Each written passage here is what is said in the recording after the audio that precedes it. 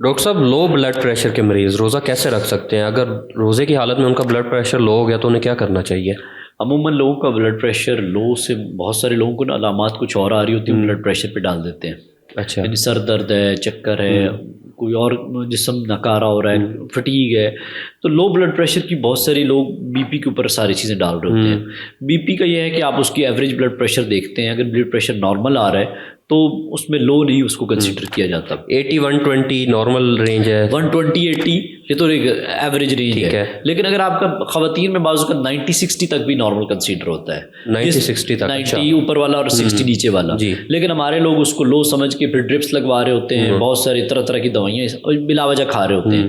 آپ نے دیکھنا ہے کہ آپ کا بلڈ پریشر لیٹ کی کس کیفیت میں ہے اور کھڑے ہو کے کس کیفیت میں. اگر آپ کا بلڈ پریشر اس کو کہتے ہیں آرتھوسٹیٹک ہائپوٹینشن، اگر ایسی سچویشن میں آپ کا اوپر والا بلڈ پریشر 20 پوائنٹ کم ہو جاتا ہے، نیچے والا 10 پوائنٹ کم ہو جاتا ہے، تو اس کا مطلب پھر آپ کا بلڈ پریشر لو ہو رہا ہے، وہ کسی میڈیکل کنڈیشن کی وجہ سے ہے. اگر کھڑے ہو کے آپ کا بلڈ پریشر 70 90 آیا ہے اور لیٹ کے وہی بلڈ پریشر 50 70 آیا تو پھر یہ ایک میڈیکل کنڈیشن ہو سکتی ہے. اس میں کوئی دل کا مسئلہ ہو سکتا ہے، کچھ ہارمونل پرابلمز ہو سکتے ہیں، یا آپ کو کوئی جسم میں پانی کی کمی کی کیفیت ہو سکتی ہے جس کے ساتھ یہ پرابلم ہو رہا ہے. تو پھر ان چیزوں کا علاج کرنے کی ضرورت ہوتی ہے. لیکن روزے میں بلا وجہ اگر آپ سپوز کوئی دوائی کھاتے ہیں، کوئی ایسی میڈیسن لیتے ہیں جو آپ کا بی پی کم کر دیتی ہے، تو وہ کنڈیشن آپ کے لیے تھوڑی سی مشکل ہو سکتی ہے. تو ایسے پیشنٹ کو ایڈوائز کیا جاتا ہے کہ وہ بی پی کی جو دوائی روٹین میں لیتے ہیں، اگر صبح کے ٹائم لیتے ہیں تو اس کو افطار کے ٹائم شفٹ کر لیں، تاکہ روزے کے دوران ان کا روزہ بھی خراب نہ ہو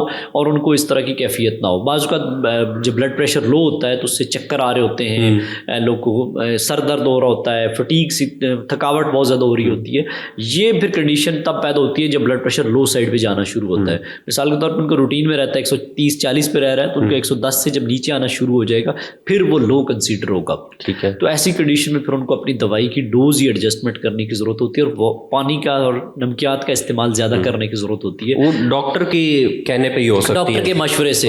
کیونکہ یہ جو ہم باتیں کر رہے ہیں یہ جنرل باتیں کر رہے ہیں، ہر پیشنٹ کی کنڈیشن مختلف ہو سکتی ہے. وہ جب تک ڈاکٹر اس کی کنڈیشن کو جانے گا نہیں تب تک وہ ایڈوائز نہیں کر سکتا. ڈاکٹر صاحب، آپ نے بتایا تھا کہ شوگر کا مریض اس حالت میں روزہ توڑ سکتا ہے، تو بلڈ پریشر کا مریض بھی کیا روزہ توڑ سکتا ہے؟ اس کی کیا ڈیڈ لائنز ہوں گی؟